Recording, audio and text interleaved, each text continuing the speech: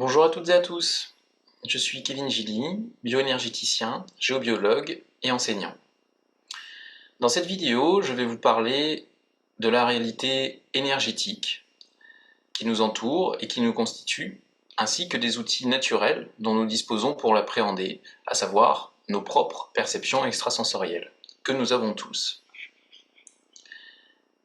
Donc cette vidéo servira également d'introduction aux ateliers de clair-ressenti que je propose régulièrement, généralement sur des journées à thème, où on met en pratique ces concepts, où on les vit réellement et on développe, on stimule notre sensibilité à l'invisible. Je vais donc utiliser un support visuel pour illustrer mes propos.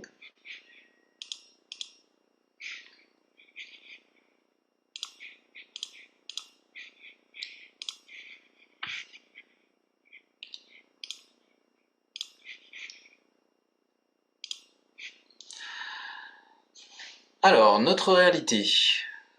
Que percevons-nous du monde qui nous entoure et de nous-mêmes?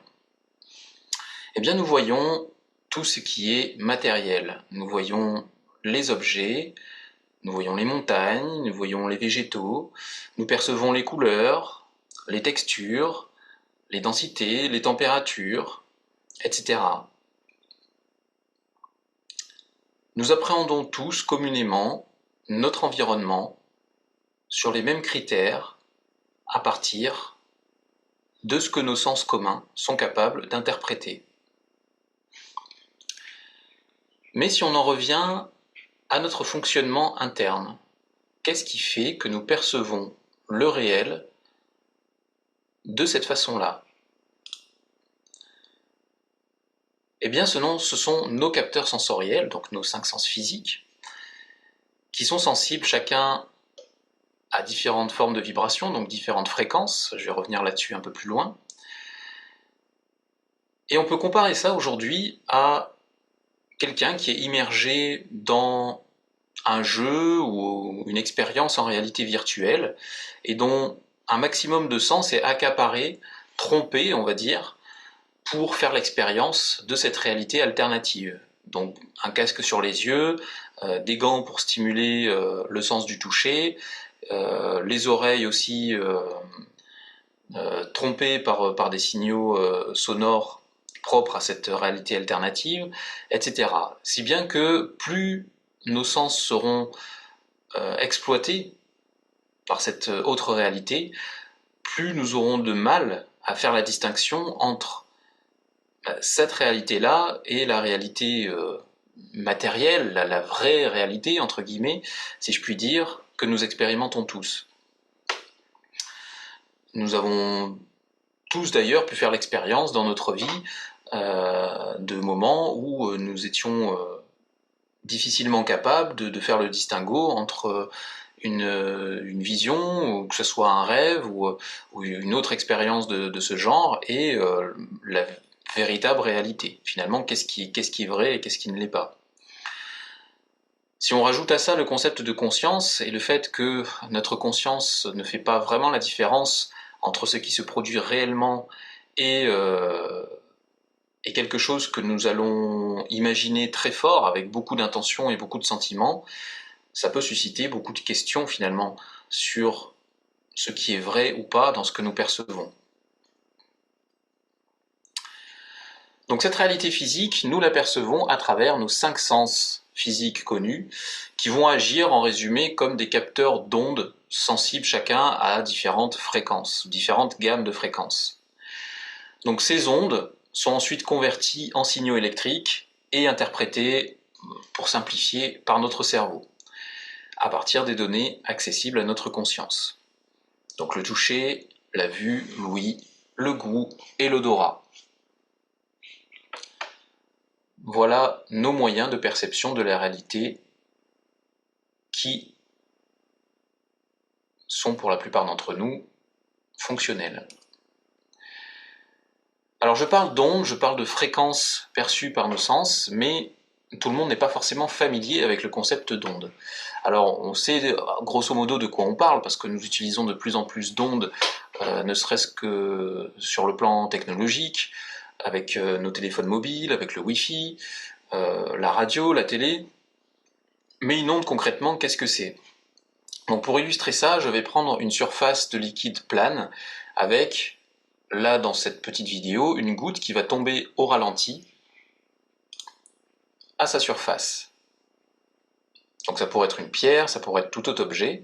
Une fois que la surface plane est perturbée par un impact, eh bien il va y avoir une onde principale, la première vague, et d'autres vagues secondaires qu'on va appeler des harmoniques, qui vont se propager tout autour du point d'impact. Et la longueur de ces vagues, leur intensité, va constituer les caractéristiques de l'onde. Donc pour approfondir un petit peu ce côté théorique, je vais revenir sur cette surface plane qui vient d'être perturbée par quelque chose qui a touché sa surface, et on va prendre chaque vague délimitée par soit sa phase la plus creuse, soit sa vague la plus haute, le point le plus haut de la vague qu'elle forme. Et ici, on va voir les crêtes qui correspondent au sommet de ces vagues et qui correspondront aux amplitudes maximales de l'onde. Entre chacune de ces crêtes, on va dire entre deux crêtes, on va avoir l'onde complète, c'est-à-dire le point de départ et le point d'arrivée de l'onde qui correspondra à son cycle, à sa période. Entre ces crêtes, la distance qui va les délimiter physiquement sera ce qu'on appelle la longueur d'onde. La longueur de l'onde. Et à partir de la longueur d'onde, on va pouvoir délimiter sa fréquence. Donc voilà, en simplifié, comment on peut caractériser, comment on peut définir une onde. Alors nous percevons donc différents types d'ondes sur différentes fréquences par chacun de nos 5 sens physiques, entre autres. Mais à quel point sont limitées nos perceptions et comment fonctionne du coup cette perception de la réalité en comparaison de tout ce qui existe? On va prendre l'exemple ici de l'ouïe. Qu'est-ce que nous entendons? Donc l'oreille humaine est sensible à la gamme de fréquences qui va de 20 à 20 000 Hz. C'est ce que nous, la plupart des êtres humains, pouvons entendre. Alors cette gamme de fréquences, elle concerne l'être humain, elle concerne aussi d'autres animaux. Si on prend le cas des chats et des chiens, ils sont sensibles à une bonne partie de ces fréquences, tout comme nous, mais étendues à jusqu'à 40 000 Hz, donc beaucoup plus étendues que nous finalement. Mais d'autres animaux, comme les éléphants ou les taupes, vont eux être sensibles à ce qu'on appelle les infrasons, donc aux fréquences inférieures à 20 Hz. D'autres animaux encore, comme les dauphins ou les chauves-souris, vont avoir une perception étendue dans les gammes les plus élevées de ce qu'on appelle les ultrasons. Bref, chaque forme de vie est sensible à telle ou telle gamme de fréquences et a donc une interprétation de la réalité qui lui est propre. Si on prend l'exemple maintenant de nos perceptions visuelles, donc l'œil humain est sensible à ce que nous connaissons comme la décomposition du prisme de la lumière blanche, donc qui va de la limite de l'infrarouge à la limite de l'ultraviolet, la lumière visible. Mais encore une fois, on peut intégrer ça dans une gamme de fréquences plus large que nous utilisons aussi dans des domaines technologiques, dans les appareils d'imagerie médicale, dans la transmission d'ondes radio, satellites, etc. Et on peut voir, rien que sur cette illustration, que ce que nous arrivons à percevoir visuellement reste très limité, comparé déjà à ce que nous connaissons et ce que nous utilisons, mais sans compter encore toutes les fréquences qui se trouvent en amont et en aval de cette gamme, qui est infinie finalement. Donc voilà pour illustrer un petit peu le côté restreint de nos perceptions sensorielles. Donc si on fait une analogie avec, par exemple, la radio. un poste de radio qu'on va utiliser, que ce soit dans une voiture ou autre, nous allons décider d'écouter le programme diffusé sur une station de radio quelconque, que ce soit Énergie, Europe 1, ce que vous voulez. Donc vous allez écouter ce programme sur la bande FM, et pour autant, les autres stations que vous n'écoutez pas vont continuer d'émettre. C'est pas parce que vous êtes réglé sur telle station radio que les autres vont s'arrêter d'émettre. Toutes ces fréquences-là seront diffusées en continu tout le temps. Donc les ondes qui transportent les informations diffusées en temps réel de ces autres programmes, comme je le disais, ne vont pas cesser d'être diffusées, et vous, pour autant, vous n'entendrez que les programmes qui sont diffusés sur la fréquence que vous avez choisie. Donc pourquoi? Parce que techniquement, vous avez sélectionné avec le tuner de votre récepteur radio, donc plus précisément en réglant un circuit de filtrage de fréquences, la fréquence précise à partir de laquelle sont réceptionnés les musiques ou autres programmes que vous avez envie d'écouter.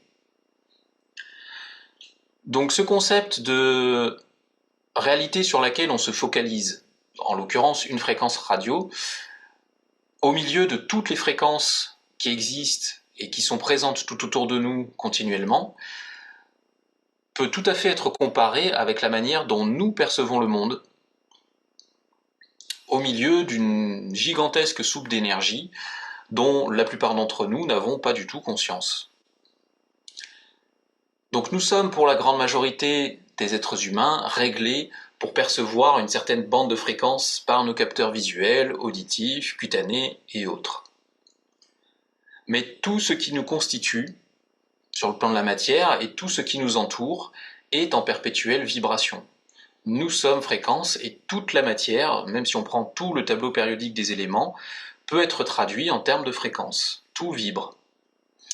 Donc ce que nous considérons comme réel révèle simplement notre degré de sensibilité à ces différents niveaux de vibration ou fréquences. Comme on dit, on ne croit que ce que l'on voit, on pourrait même rajouter aujourd'hui ce que l'on peut mesurer, mais il faut savoir qu'il y a beaucoup de phénomènes invisibles, de fréquences non tangibles pour nous, qui sont mesurables, ce qui révèle donc une forme d'existence beaucoup plus vaste que ce que l'on considérait il y a encore quelques décennies. Donc je fais une petite aparté sur la conscience, le concept de conscience et sur le pouvoir créateur de l'humain.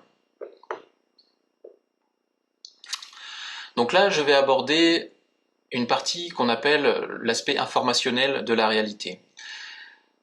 Notre pensée est créatrice, et une intention orientée vers un objectif, vers un élément de la réalité extérieure, vers nous, ou un organe, ou une partie de nous-mêmes, va produire une interaction entre votre conscience et ce sur quoi vous vous concentrez.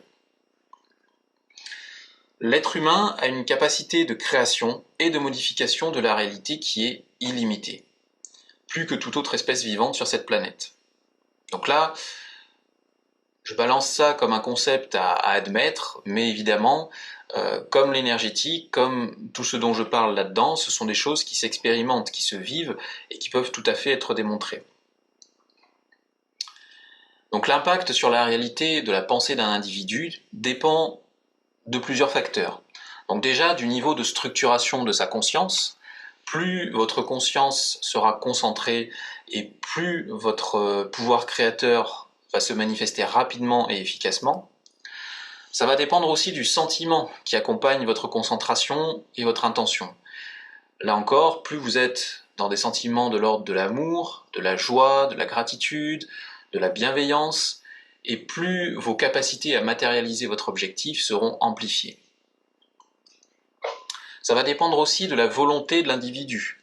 Donc là, il s'agit de vivre l'objectif à atteindre de tout son être, dans vraiment le vivre comme si c'était déjà accompli.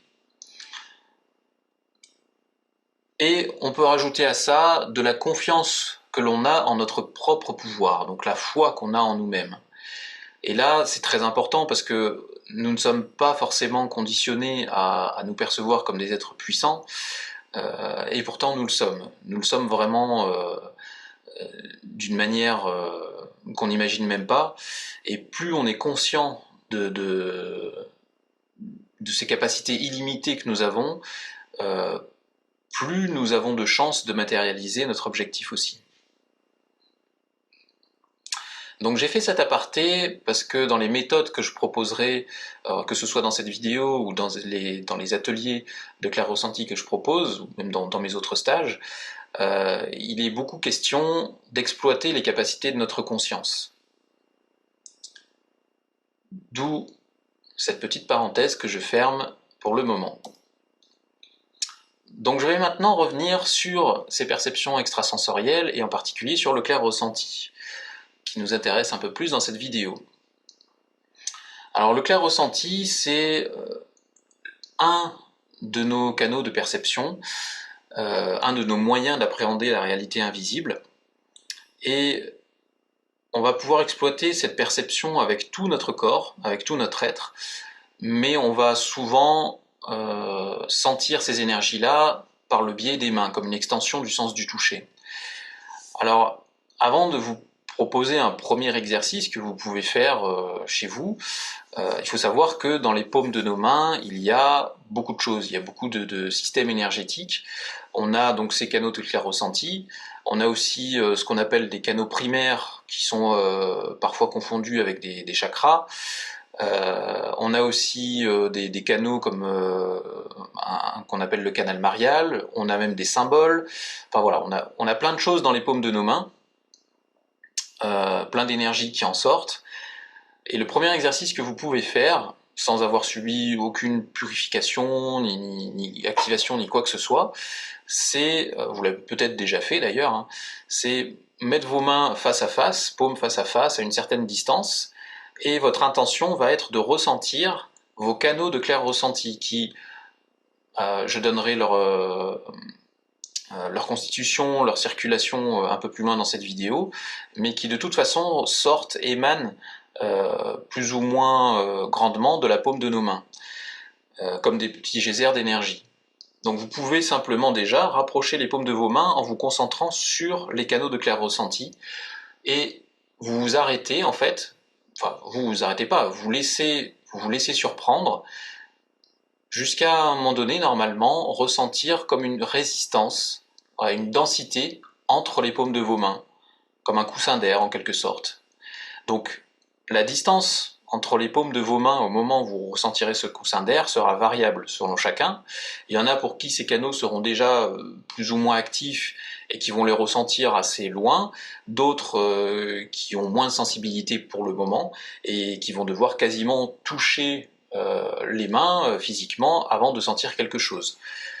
Il n'y a aucune gravité là-dedans, il y a toujours des causes à tout, et en général on arrive à débloquer, à trouver le pourquoi et à purifier comme il faut ce qui nous empêche de développer pleinement notre clair ressenti.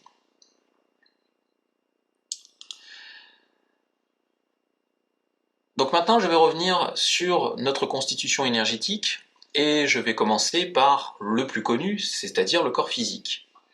Donc notre corps physique, on le sait, il est constitué de cellules, et ces cellules sont elles-mêmes composées d'atomes. Alors au niveau de la physique, on sait qu'un atome est constitué de plus de 99% d'espace. Alors d'espace, ça ne veut pas dire de vide, puisqu'on sait aussi que cet espace, il est loin d'être vide. Il est plein d'énergie.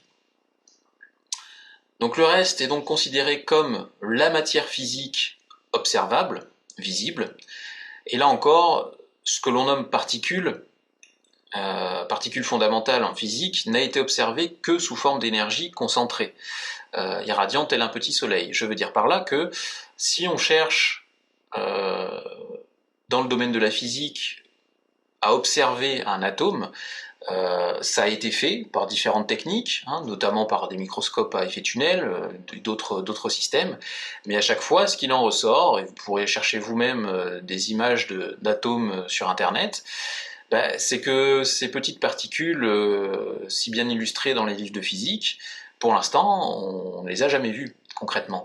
Tout ce qu'on voit, c'est de l'énergie plus ou moins dense, plus ou moins irradiante, qui correspond à l'aspect visible, à ce que nous percevons de la matière, et qui représente l'infime partie de l'atome, donc moins d'1%. Tout le reste, c'est un volume d'énergie qui échappe à nos perceptions sensorielles. Et c'est un aspect très important parce que, en tant qu'être humain, par exemple, nous sommes constitués de 7 fois 10 puissance 27 atomes. Chacun de ces atomes étant essentiellement constitué d'espace non visible, eh bien, on peut s'étonner de ne voir que de la matière liée et unie sans être conscient de ce vide. Si vous êtes assis en ce moment sur un fauteuil ou une chaise, vous êtes assis sur presque intégralement du vide d'un point de vue de nos sens physiques.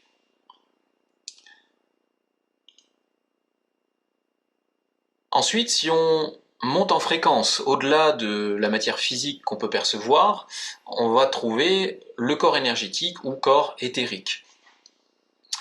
Donc ce corps-là, il est intimement lié à notre corps physique, dont les vibrations sont très proches.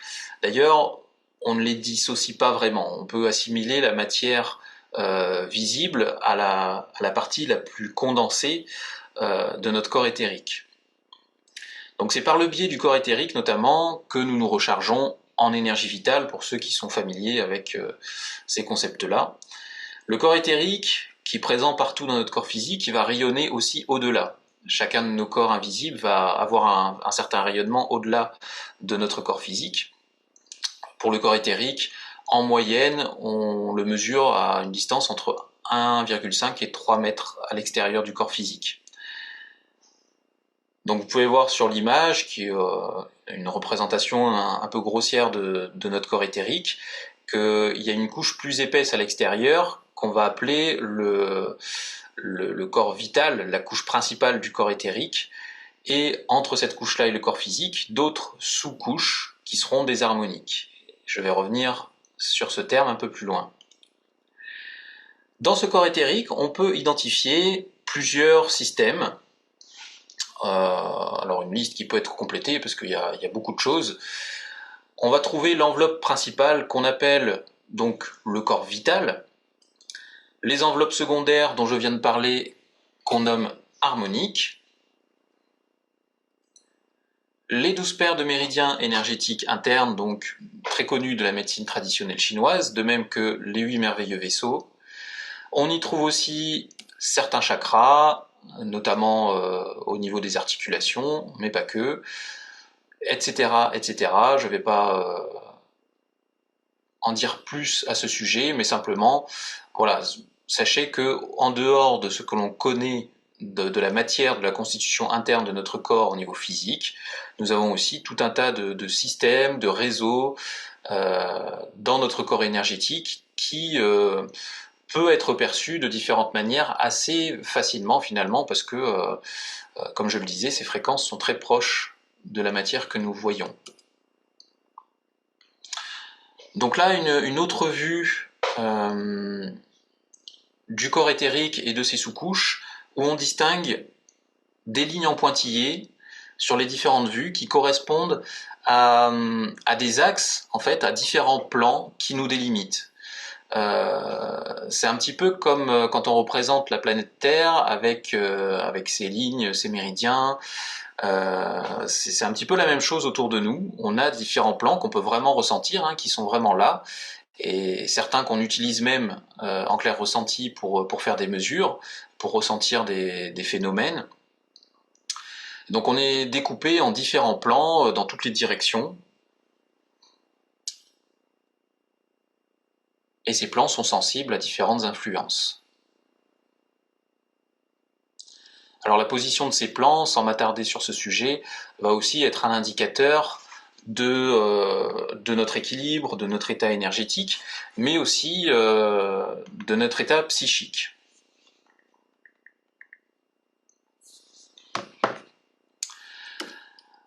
Alors je vais revenir maintenant sur le concept d'harmonique. Donc les harmoniques du corps éthérique, qui vont aller du corps physique jusqu'à la couche principale la plus à l'extérieur, peuvent être comparées, en fait, pour comprendre ce concept d'harmonique, aux notes de musique et aux harmoniques musicales. Si on prend la note Do et qu'on considère, donc là c'est une pure théorie, mais c'est simplement pour illustrer ce phénomène, on va prendre la couche la plus à l'extérieur de notre corps éthérique comme un Do, donc un Do d'une certaine octave. Si je prends la couche suivante, elle correspondra au Do de la gamme suivante. Alors si je joue ces deux notes en même temps, je constate que c'est agréable à l'oreille. En fait, quand je joue un Do, eh bien, la fréquence de l'autre Do que je viens de montrer va vibrer également. Toujours dans les notes harmoniques, on va trouver, donc dans l'harmonique de ce même premier Do que je vous ai montré, on trouvera le Sol de la deuxième octave. Je rejoue les deux.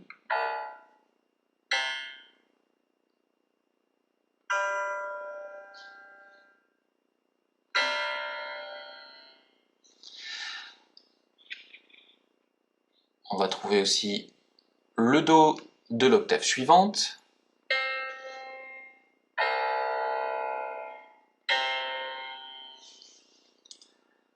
Le Mi de la même octave, le Sol, le Si bémol, etc.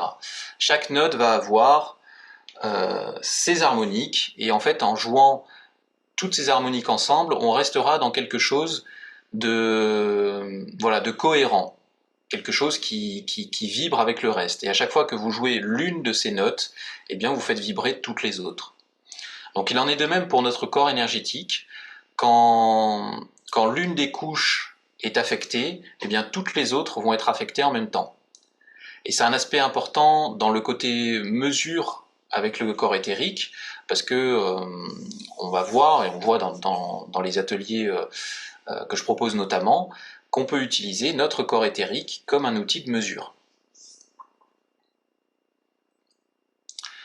Donc notre corps éthérique est également constitué de différents plans.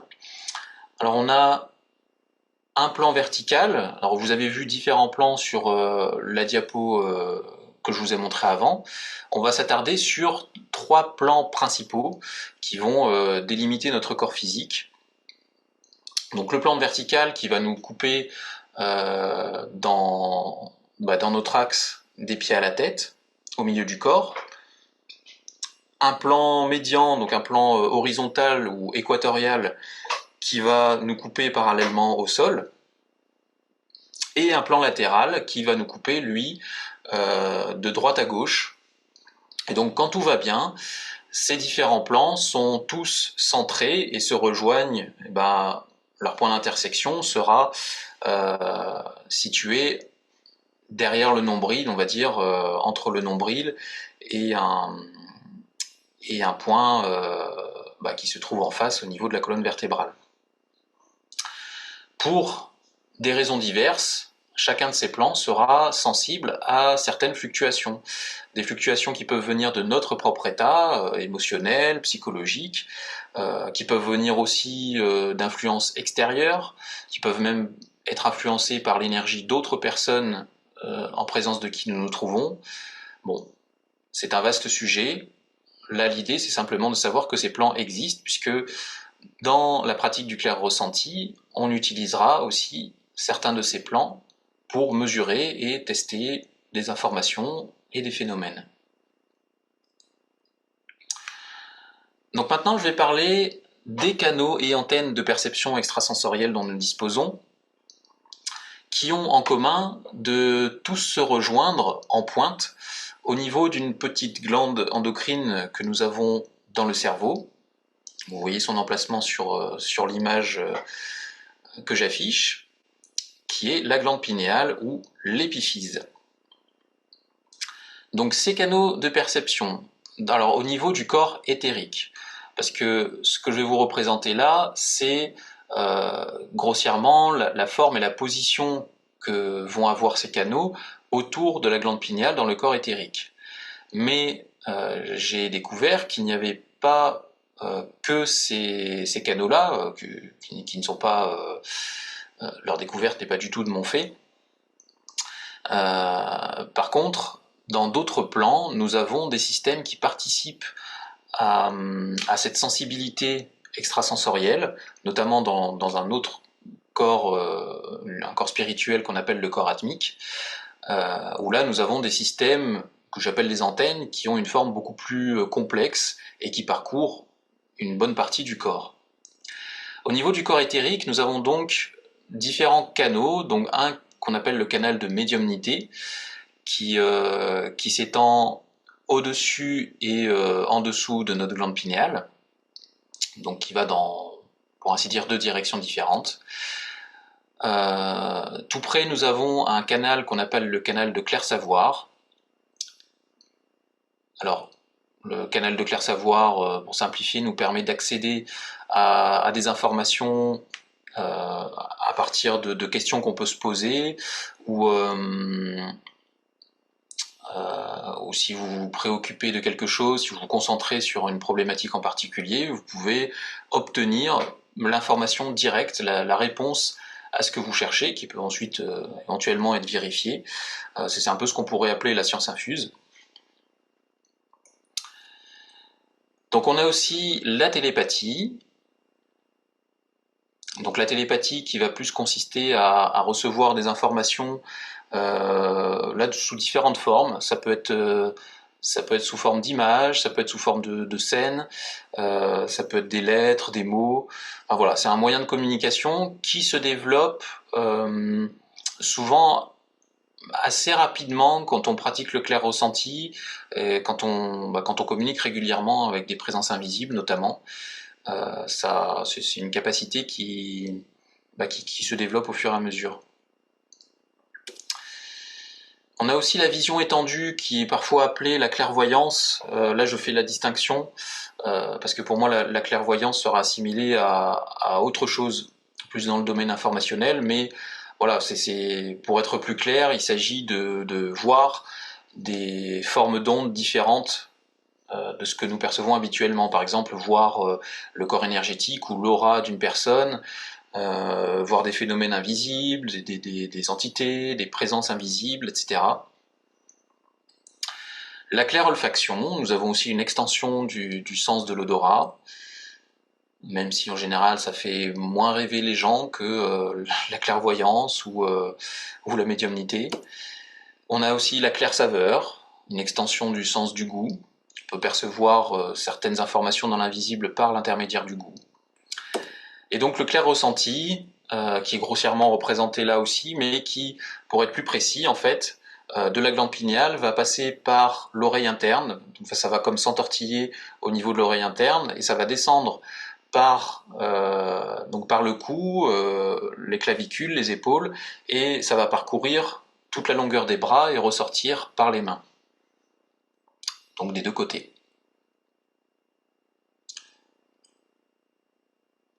Donc cette fameuse glande pinéale, comme vous l'aurez compris, elle joue un rôle très important. Pour autant, contrairement aux croyances populaires, ce n'est pas, pour ainsi dire, le cœur de nos perceptions extrasensorielles.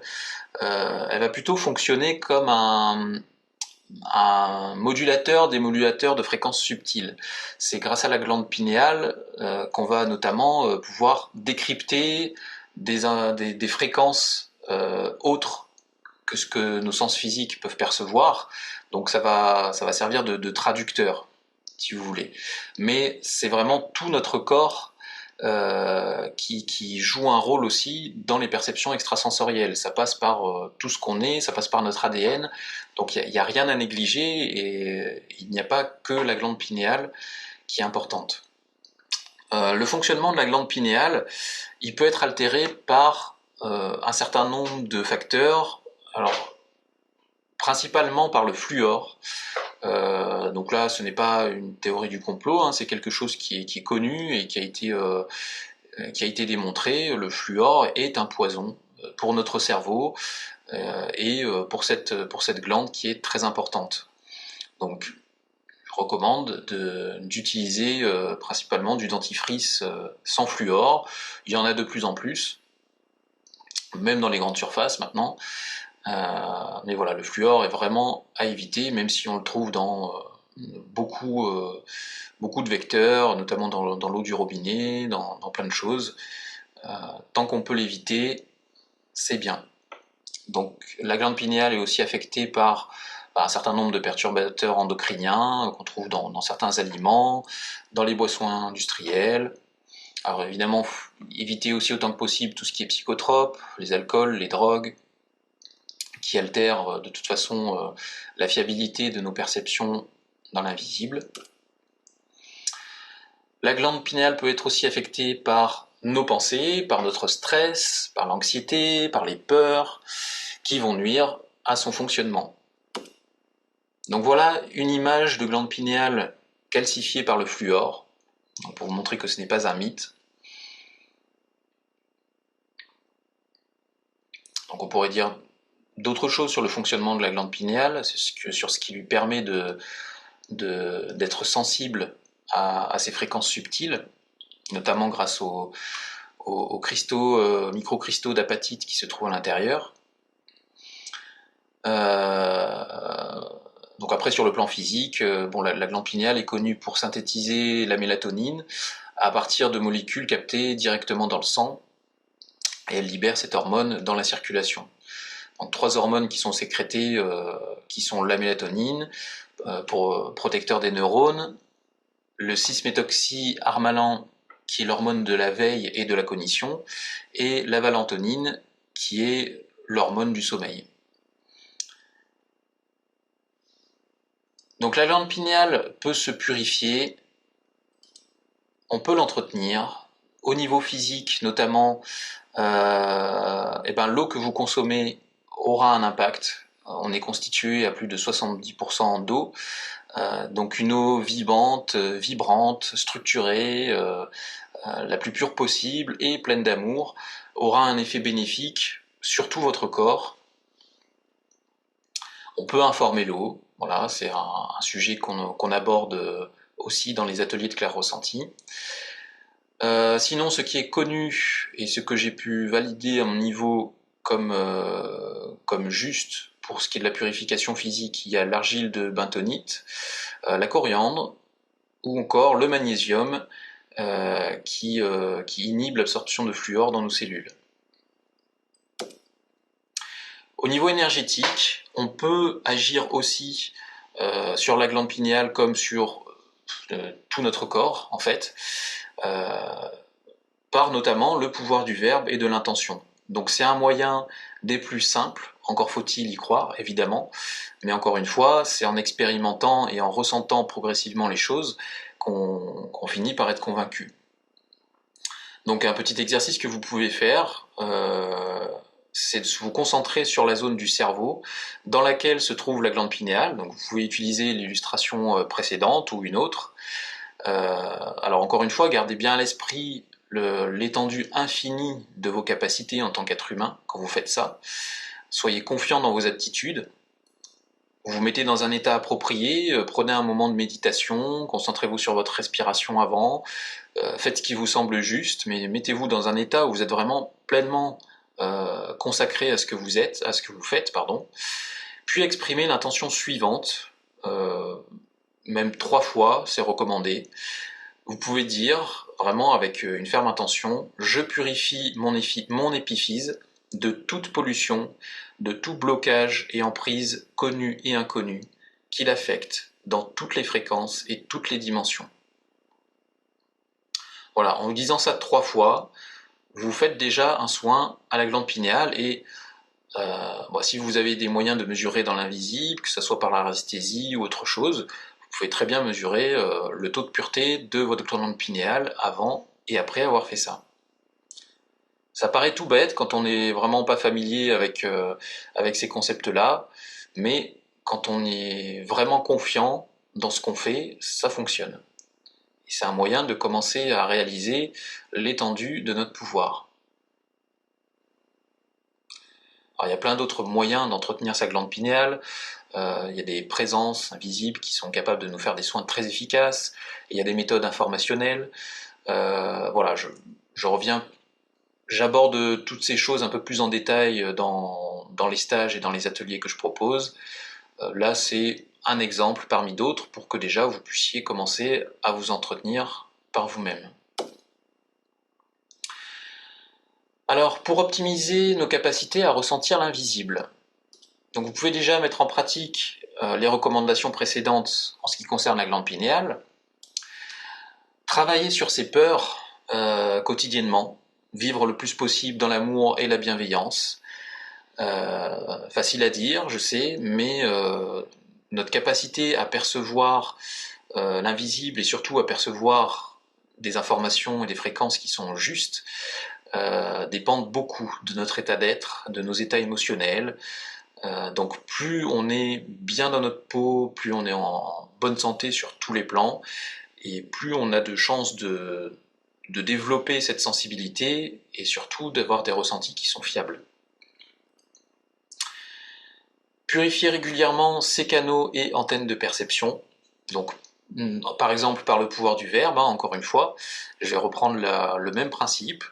Là, vous vous concentrez sur un volume qui englobe tout le corps physique, jusqu'à au moins 1,5 m, je dirais même jusqu'à 3 mètres à l'extérieur de celui-ci. Comme je vous le disais, il y a les canaux qui partent dans certaines directions depuis la glande pinéale, mais pas que. Dans d'autres plans, dans d'autres dimensions, dans d'autres corps qui nous constituent, il y a d'autres systèmes qui jouent un rôle important. Donc je vous recommande, moi, pour que ce soit plus simple et englober un maximum d'informations, de percevoir comme une sphère autour de vous, jusqu'à 3 mètres, entre 1,5 m, 3 mètres ou plus, vous ne vous limitez pas. Soyez bien conscient de tout le volume qui est inclus dans cette sphère. Vous incluez dedans, évidemment, votre corps physique, et vous pouvez vous dire 3 fois « Purification de tous mes canaux et antennes de perception extrasensorielle dans toutes les dimensions ». Purification de tous mes canaux et antennes de perception extrasensorielle dans toutes les dimensions. Ensuite, vous pouvez purifier l'eau du corps et le sel que contient l'eau du corps, qui sont chacun très importants aussi dans les perceptions extrasensorielles. Notre sensibilité à l'invisible passe beaucoup par le sel et par les cristaux de sel que l'on a dans notre corps. Petite parenthèse là-dessus, le sel est très important. C'est pas le sel en lui-même qui est forcément mauvais pour nous, mais plutôt tous les additifs chimiques et autres qu'on trouve dans le sel industriel. Donc consommez du bon sel et vous ne vous en porterez que mieux. Donc, encore une fois, je ne vais pas passer sur une autre méthode là, on va rester sur le pouvoir du verbe, bien qu'il existe plein d'autres moyens de le faire. Vous pouvez vous dire, encore une fois, 3 fois, je purifie et normalise toute l'eau, le sel, ainsi que tous les cristaux et minéraux dans mon corps. Un exemple de formulation que j'ai moi-même testé et éprouvé, et qui a déjà été utilisé dans des ateliers que je propose avec succès. Vous pouvez aussi bénir en conscience l'eau contenue dans votre corps et dans vos cellules. Vous pouvez faire la même chose avec l'eau que vous consommez chez vous. Voilà, encore une fois, je ne vais pas ici détailler tous les moyens possibles de le faire, en tout cas pas tous ceux dont j'ai connaissance.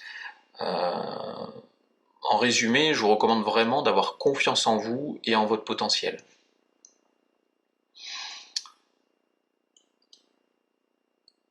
Et bouger, marcher, pratiquer des activités physiques, des étirements, mettez-vous en contact avec le vivant, avec la nature, entretenez votre corps physique, voilà, de la manière qui vous convient, mais nous sommes faits pour bouger, et plus votre corps physique sera tonique, en bonne santé, et plus vous aurez aussi de facilité à développer cette sensibilité-là. Pour finir cette présentation, je vais aborder le concept de radiesthésie sans pendule. Alors la radiesthésie, pour ceux qui connaissent, c'est c'est l'utilisation, les mesures qu'on peut faire, notamment sur des cadrans, mais pas que, avec des pendules ou d'autres outils extérieurs qui permettent de mesurer des phénomènes invisibles. Mais on peut pratiquer cette radiesthésie avec le clair ressenti. C'est-à-dire que ces canaux de clair ressenti dont j'ai parlé tout à l'heure, on peut en faire sortir des tubes à l'extrémité de nos doigts, et ces tubes font partie de nos canaux de clair ressenti, et on peut parcourir, plutôt que de faire balancer un pendule au milieu du cadran, pratique la plus connue et qui fonctionne, hein, à condition que le pendule soit bien purifié et qu'il n'y ait aucun problème à ce niveau-là. On peut aussi parcourir le cadran. Là, j'ai pris l'exemple d'un cadran multifonction qui va de 0 à 100, donc qu'on utilise en général pour des mesures de pourcentage. Vous mesurez par exemple le taux de pureté, je sais pas, le taux de pureté de votre sang par rapport aux métaux lourds. Voilà, un exemple de mesure que vous pouvez faire. Eh ben, vous pouvez parcourir le cadran avec votre doigt, en utilisant le tube de clair ressenti qui sort de votre doigt, et vous faites le tour du demi-cercle jusqu'à ce que votre doigt s'arrête. Et là, votre doigt s'arrêtera normalement au taux de pureté qui correspond à la formulation que vous venez de faire. Alors, j'ai donné l'exemple d'une mesure précise parce que nous savons que si je demande par exemple à mesurer le taux de pureté global de mon sang, sans préciser de quoi il pourrait être impacté, eh bien ce que je vais mesurer va correspondre aux connaissances que j'ai moi personnellement par rapport à ce qui peut impacter le sang. Et donc mes connaissances en tant que bioénergéticien ne seront pas forcément les mêmes que celles d'un médecin ou de tout autre spécialiste. Et c'est vraiment important d'être précis, surtout au début et quand on veut comparer les résultats, euh, pour éviter d'avoir des mesures qui dans un groupe, pourraient être complètement euh, paraître aléatoires, parce que chacun mesurera ce dont il a conscience. Donc si vous commencez à pratiquer ce genre de mesures, soyez précis dans ce que vous demandez et ne mesurez pas de choses trop génériques ou trop abstraites. Mais voilà, pour revenir au concept de radiesthésie au clair ressenti, on parcourt le cadran en partant du zéro et notre doigt va s'arrêter comme si heurtait vraiment un obstacle dans l'invisible sur le chiffre qui correspond au taux que l'on recherche. On peut faire une contre-mesure en partant du sens opposé et faire des allers-retours entre le 0 et le 100 en vérifiant que le doigt s'arrête toujours au même endroit.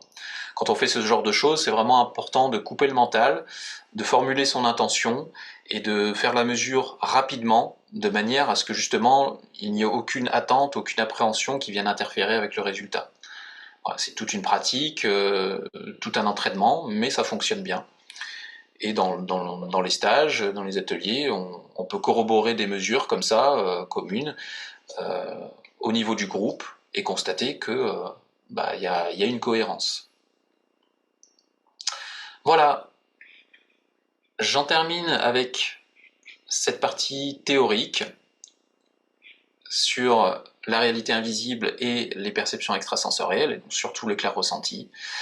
J'espère que cette vidéo vous aura été utile et vous aura appris des choses, et je vous remercie de l'avoir suivi. Au revoir.